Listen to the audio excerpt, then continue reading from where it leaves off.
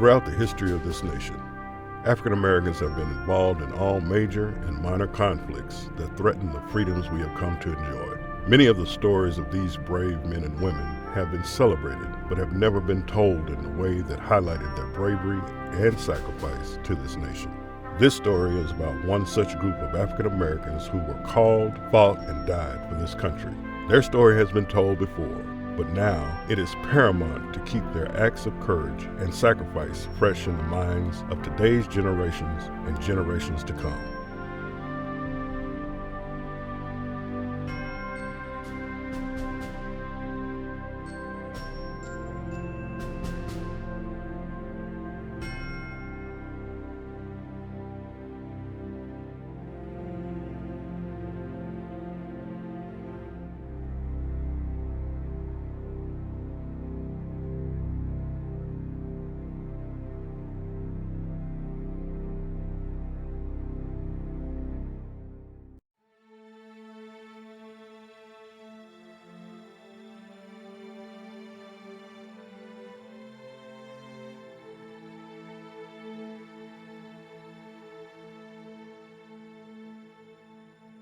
On August 5, 1942, the 333rd Field Artillery Regiment was activated as a colored or segregated unit at Camp Gruber, Oklahoma, and was assigned to the U.S. Third Army. The unit landed in Normandy in early July 1944. The unit was sent to Brittany, where it participated in the siege of Brest in August and September, then battled across northern France before arriving in the Ardennes sector as part of the Corps Artillery of the U.S. 8th Corps. At the onset of the Battle of the Bulge, the unit was about 11 miles behind the front lines. In the early morning hours of December 16, 1944, German artillery began shelling the Stromberg area. By the afternoon, there were reports of rapid German infantry and armored progress.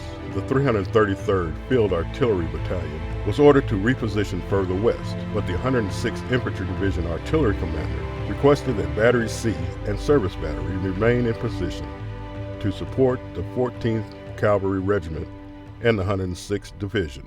By the morning of December 17th, the Germans had captured Stromberg and controlled the bridge across the river that connected to St. Vith. Service Battery attempted to relocate through the village and was hit by a heavy German armored vehicle and small arm fire. Many men were killed, and those remained were captured. As the men were being herded to the rear, the column was attacked by an American aircraft. During the ensuing confusion, 11 men escaped into the woods. They were by this time on the east side of the river, hoping they would reach the American lines. At about 3 p.m., they approached the first house in a 9-house hamlet of Wereth, Belgium, owned by Matthias Langer, who offered them shelter. The wife of a German soldier who lived in the village told members of the notorious 1st SS Panzer Division deployed in the area that there were Black American soldiers who were hiding in her village. The SS troops quickly moved to capture the Americans, who surrendered without resistance. The SS soldiers then marched their prisoners into a nearby field where they were beaten, tortured, and finally shot.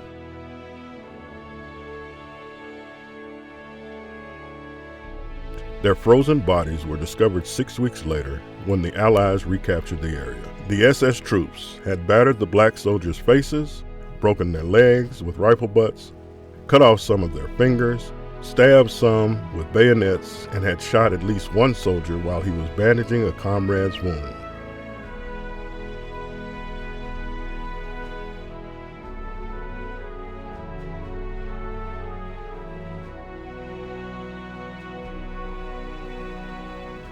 The survivors of the 333rd Field Artillery were ordered to Bastogne, where they were incorporated into the 969th Field Artillery Battalion. Both battalions provided fire support for the 101st Airborne Division during the Siege of Bastogne, for which they received the Presidential Unit Citation, the Army's highest unit award.